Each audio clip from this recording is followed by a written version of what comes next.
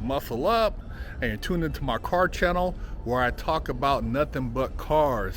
And today I'm at my friend Vladdy's shop, and we're gonna take a look at some stuff I have going on with my pedal and the throttle and the shifting of the transmission. Now, I had my transmission rebuilt on the Porsche 928 a while back. It's an 82 and the transmission is fairly new, but I didn't have any adjustments done to it. And I was watching a video and they were saying there's some things you can do with the vacuum and the throttle cable and to make it a little bit more snappy. And so I'm like, hey man, let's see if we can do that to my car, because I feel like it should be responsive more than what it is. So we're gonna go through the 928 and figure out what's going on with this pedal, the shift cable, and the transmission vacuum. So we're messing with the pedal right now. We're gonna see the pedal had a lot of play in there, and it wasn't even touching the kick down. So I'm driving the car and I'm not even getting any I'm wondering why when I step on it it's not kicking down. And man, I got probably an inch before I even get to the kick down. So Vladdy's down here, man, helping me figure it out and seeing why we have so much play. For you 928 guys, you know, I got a motor swap, but everything else on the car is factory 928. I do have an aftermarket pedal down there, but everything else over here is all factory. Interior's custom, gauges are custom, but yeah, it's all stuff that came with the car back in 82. So this is a continuation video from the previous clip where I was at Vladdy's shop and we were fabricating some stuff for the pedal, and it got late, wasn't able to film, you know, those test drives because we were trying to get done, and it was a long day. So I haven't driven the car in a couple of days, so I wanted to take it out and get another feel for the pedal, because we adjusted the pedal and the throttle response is like night and day.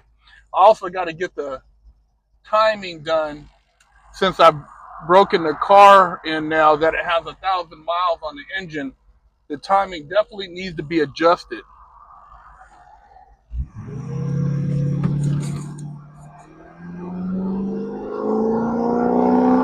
Oh yeah, and it kicks down now. So before, the car was not kicking down, and the pedal, the actual lever or arm the pedal was on, there's a button when you push the pedal down, and actually the lever has like a little nub on it, and when you push it down, it pushes the kick down and it kicks down as far as when it shifts. And I wasn't getting any kick down, so I was wondering, like, man, what is going on? The car, I mean, the transmission's rebuilt. It feels like it has, you know, more power, but it still feels like it doesn't have the power it should. So, you know, we started investigating, and that was the first thing we noticed. And then we were going to double back, and there's a vacuum on the side of the transmission that I want to make sure I shut the passenger door. There's a vacuum on the transmission, and that vacuum has to do with the shifting.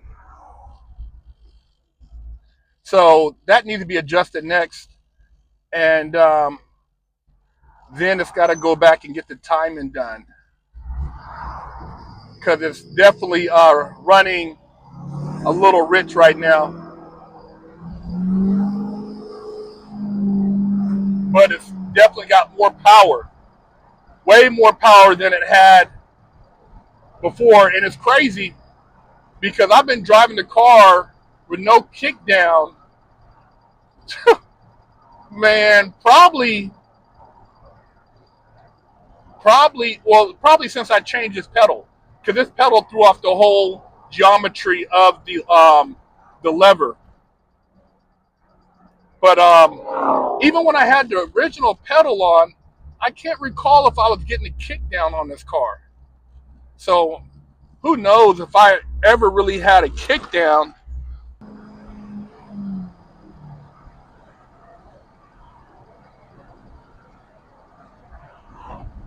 The motor definitely feels more like a 350 now, small block rather than a poo-poo. I was kind of starting to wonder about this engine build. I mean, it had decent power, but not like what I'm used to from an old school muscle car. So it feels more like an old Camaro, but with a different type of center of gravity, with these big tires and with the handling. It's a totally different feel driving the car, but motor response is more old school Chevy. And you know, the old school 350s that were in the Novas and the Camaros and stuff, they were matted to the what was it? I want to say the 350 transmission, the automatics, the 3 speeds. And this transmission has a 3 speed in it. I think in 83, 84, 83, I think the 928 went to a 4 speed.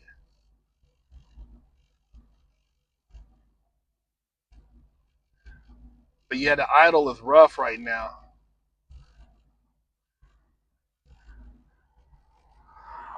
This timing is definitely off.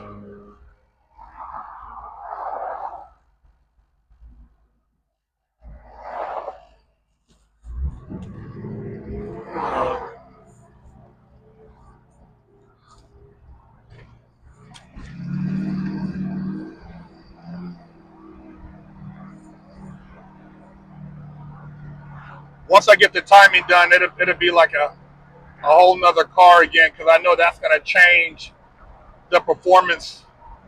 And you know, another crazy thing is by adjusting the pedal is I'm getting full throttle now. I wasn't even getting full throttle on the carburetor. It wasn't even opening all the way up. So we started playing around. The carburetor is probably going maybe 70%, and now it's going 100. So the power is just night and day as far as the acceleration.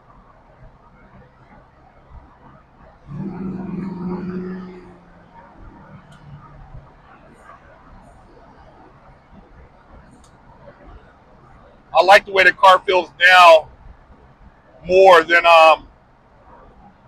when I first got it back. I mean, I liked it, but it feels like now, once I get the timing done, I should be able to do a burnout just by stepping on it. It seems like the car actually burned out. That's what it feels like. Right now, if I step on it, the timing's off and it feels like it wants to cut off, but I'll get that fixed. You know what's crazy is that just for shits and giggles, I posted a picture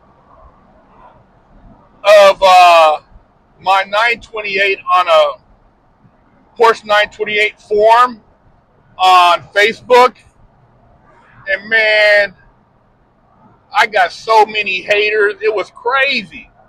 The comments, the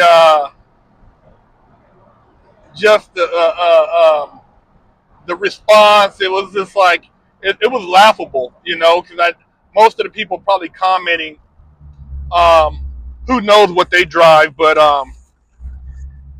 yeah, one of the funnier ones I got from posting my car was somebody said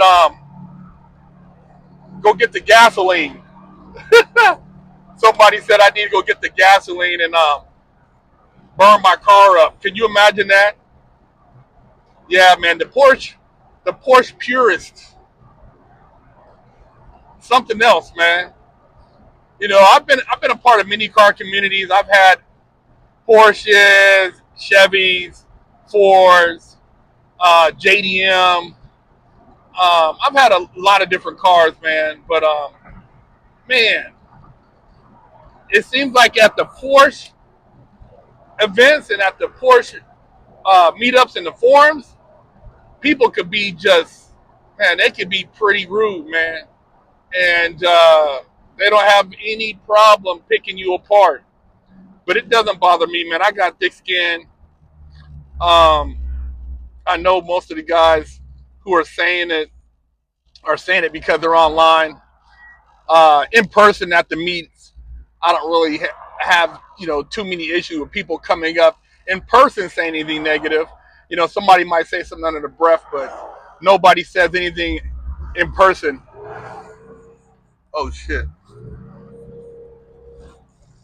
Nobody says anything in person. So yeah, man, fun little drive. Still got to go back and dial this motor in, but the car is I would say 85% there, 90% there. So subscribe, share, leave a comment, and man, would love to hear from you guys. Muscle up. 916.com to pick up a limited edition GTA poster signed by me for $10, or with your purchase of a Wig Splitter Porsche t-shirt, I'll throw in a free poster. 916. You know I get down with that art. It's been a passion of mine since I was a little kid. And I decided to put together a series of vintage luggage with artwork on them. And this was the first two of that collection. Here I have a silhouette of a Bugatti Veyron I thought was pretty dope that I would like to share with you guys. If you're interested in purchasing, you can DM. And here I have a Mercedes 300 SL silhouette, also on vintage art. And the luggage is actually functional. So I don't know if you would ever want to put anything in here, but hey, it's up to you. And I would like to introduce you to Little Herc's Big Lessons. My wife and I decided to come out with a children's book series that encourages young children to be strong, to make good choices, and also teach valuable lessons. Lesson 2, Speak with Strength. At school, Little Herc's classmate Maria looked upset. The bigger kids were teasing her about her artwork. Hey, Little Herc said, stepping forward, Maria's art is awesome. Let's show some respect. The bigger kids shuffled their feet and walked away. Maria smiled at Little Herc. Thanks, Herc. You're always brave enough to stand up for what's right. Little Herc felt proud. Speaking up is what strong people do. You can pick up the book, link in the description, share it with your kids, and teach them valuable lessons.